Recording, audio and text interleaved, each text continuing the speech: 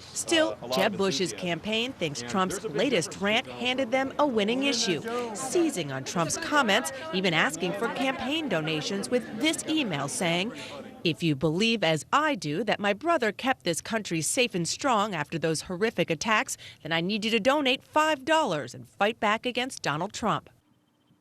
All right, so I can't not say something.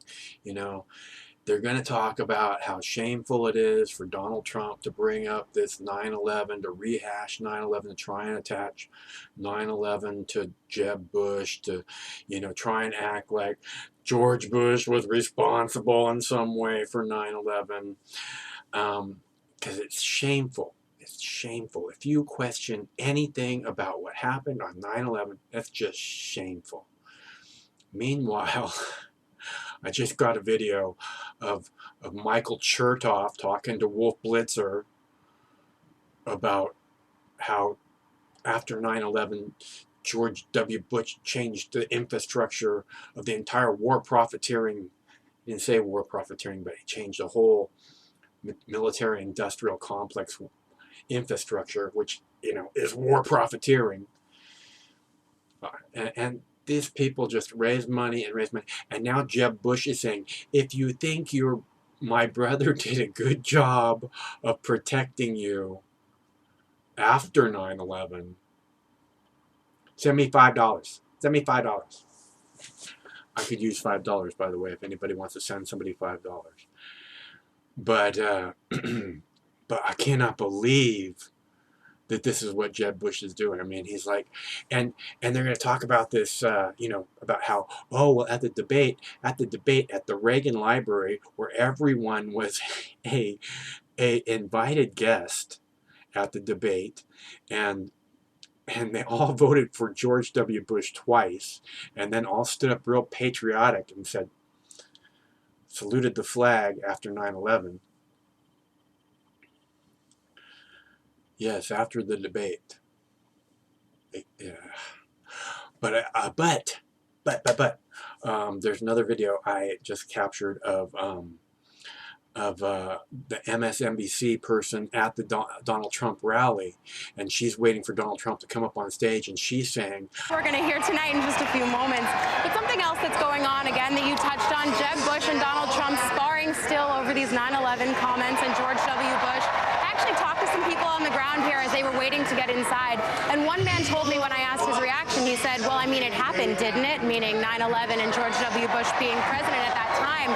And a lot of the people that I've spoken to here don't really seem all that bothered by Donald Trump rehashing and bringing back up again the 9/11 remarks. Okay, a lot of the people that I've also yes, please. Let's take a listen to what Donald Trump is saying right now, just as he gears up here. That the people that she talked to at the Donald Trump rally don't seem to mind at all him rehashing the events of 9/11. And we don't. And she started to say something else, and then the guy cut her off. But, which I find very interesting. This is one of the things is going to keep these 9/11 discussions really short, because we have to move beyond this right away. We don't want a discussion about 9/11, because people who discuss 9/11 too much get marginalized. Right, Jebby? But I love this 9/11 stuff. I'm going to post all these things, and I'll try and keep my little blurbs short as possible. Thank you all very much for your continued support. One of these days, this war is going to end. The more we talk about 9/11, the sooner it's going to happen. I honestly believe that.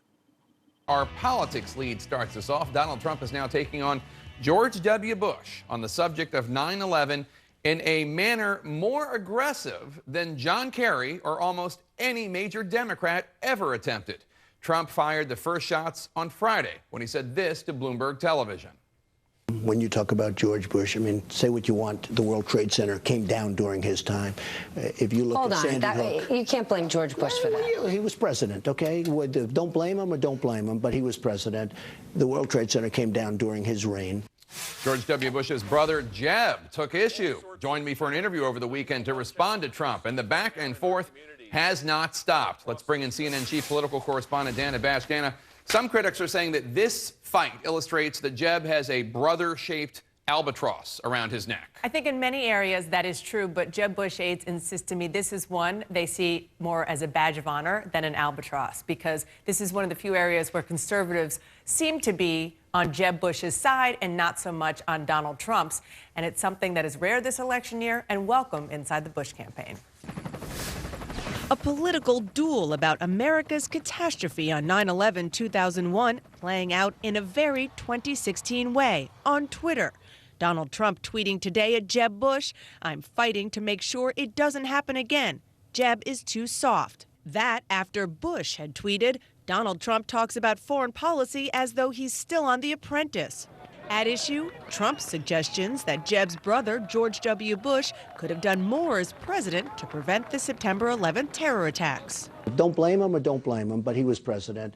The World Trade Center came down during his reign. It's a delayed response to one of Jeb Bush's most passionate moments at CNN's debate last month. Your brother's administration gave us Barack Obama because it was such a disaster those last 3 months that Abraham Lincoln couldn't have been elected. You know what? As it relates to my brother, there's one thing I know for sure. He kept us safe. I don't know if you remember. Trump is now even suggesting he could have stopped the 9/11 hijackers from getting into the U.S. in the first place. I'm extremely tough on people coming into this country. I doubt that those people would have been in the country. For the record, the 9/11 Commission said only 2 of the 19 hijackers overstayed their visas, but others gamed the immigration system. The commission also said the attack was a shock, but should not have come as a surprise.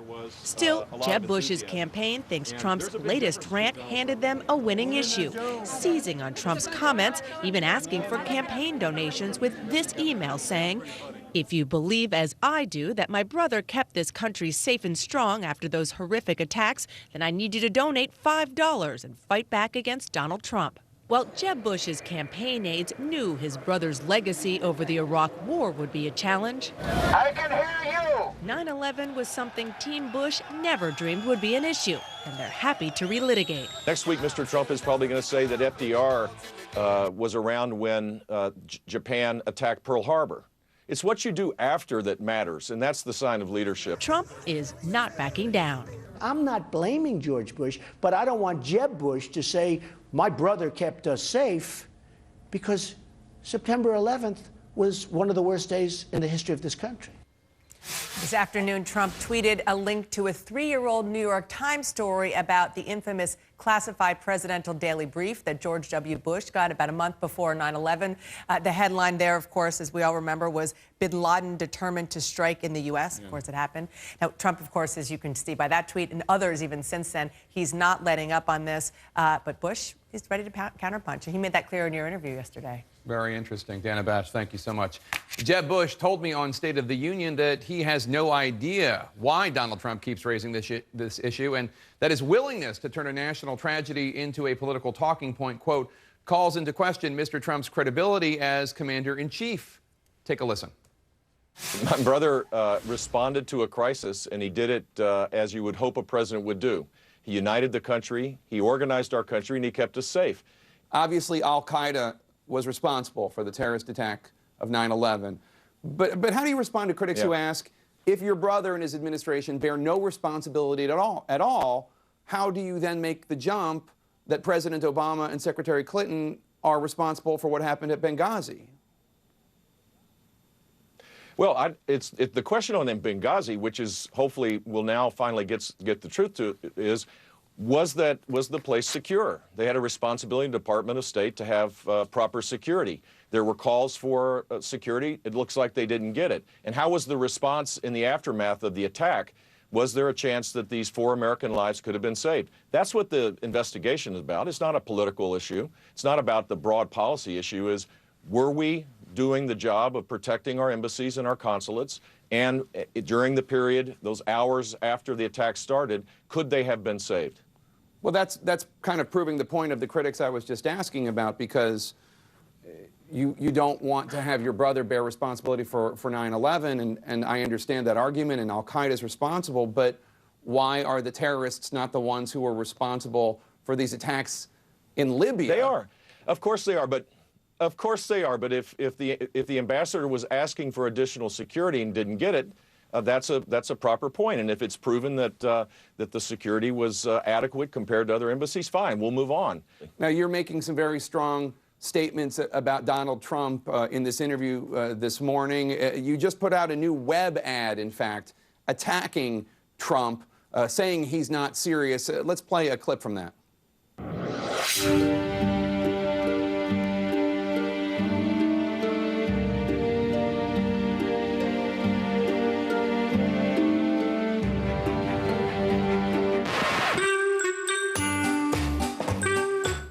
Now, the ad goes on to highlight or lowlight, depending on your point of view, Trump's moments in which I'm sure you would argue he is not being serious.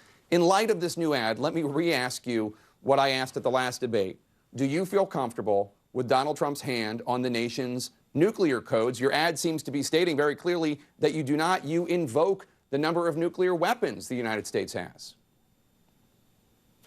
I have grave doubts, to be honest with you, and it's only because of the things he says. It looks as though he's not taking the responsibility, the possibility of being president of the United States really seriously. For him, it looks as though he's an actor playing a role of a candidate for president, not boning up on the issues, not having a broad sense of the responsibilities of what it is to be a president. In his own words, it gives me great concern for sure, and a lot of other people will as well.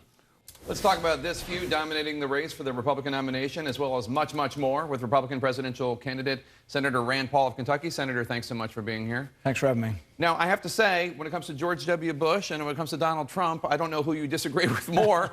Where do you come down on this debate? You know, I think that obviously we have to start with terrorists are always primarily responsible for attacks. And once we get beyond that, there are some parallels, of course. I mean, going into 9/11, the biggest failure of the Bush administration, but really of the FBI, was that we caught the 20th hijacker a month in advance. Zacarias Moussaoui. Yeah, he wrote the FBI agent that caught him wrote 70 letters to FBI headquarters saying, we should look at this guy's computer, we should get a warrant, and we never did. That was a huge failure, and I never quite understood why someone wasn't fired over 9/11. I still ask that question. Over 9/11, no one was ever fired. And there were some mistakes. I mean, we also had a report coming out of Arizona of people trying to fly planes but not learn how to land them. So there obviously were some mistakes. Those are the parallels. The differences are, though, I do agree with what Jeb Bush said. Hillary Clinton was specifically asked for security, specifically, and denied. I asked her in person, did you read the cables? And she kind of acted like was kind of too busy and way too far below her. But the Secretary of State is responsible for providing the defense for the embassies, and the fact that they specifically requested not once, but dozens of times for more security does lead me to believe that she does have culpability for what happened at Benghazi. Well, it would seem your answer is at least consistent. You're holding both administrations accountable for what happened. Let me ask you, though, is this below the belt for Donald Trump to bring this up? He's saying, look, Jeb Bush said my brother kept us safe, and that's not true. I think Donald Trump's a bit of a loose cannon, to say the least. And I do agree with Jeb Bush, and I was smiling when the ad came on, because I do think that I worry about Donald Trump being in charge of the nuclear arsenal, because I worry about him being in charge of our diplomacy. I think the level of maturity and the level of sort of vulgarity with his interactions with other candidates is something, doesn't rise to the level of someone I would want representing us internationally. I want to ask you about legislation that you're introducing about a big issue before the Congress right now, the debt ceiling and whether or not the nation should raise the debt ceiling to pay off the debts. It's called Cut, Cap, and Balance. It would introduce $207 billion in cuts while preserving spending for Medicare, Social Security, military pay, and veterans benefits. Where does the $207 billion in cuts come from? Well, I've previously introduced cuts of over $500 billion, and I have 3 different budgets where we do cuts. Some of the cuts would be eliminating corporate welfare, Department of Commerce, $30 or $40 billion there that if it was gone, you wouldn't know it was gone. There are several ways we could take things back to the states, such as Department of Education, nearly $90 billion, $100 billion, Department of Energy, many things I don't think you'd notice if they were gone. But the main point here is, and this is what I hear from the grassroots Republicans across the country, they're frustrated with official Republicans in Washington because we control the House, we control the Senate, and we're doing nothing to control the spending. So we should use the leverage of trying to hold up on raising the debt ceiling and insist on spending reforms. All right, stay right there. We're going to talk about foreign policy in our next block, and I want to get your views on that as well. Senator Rand Paul, thanks so much.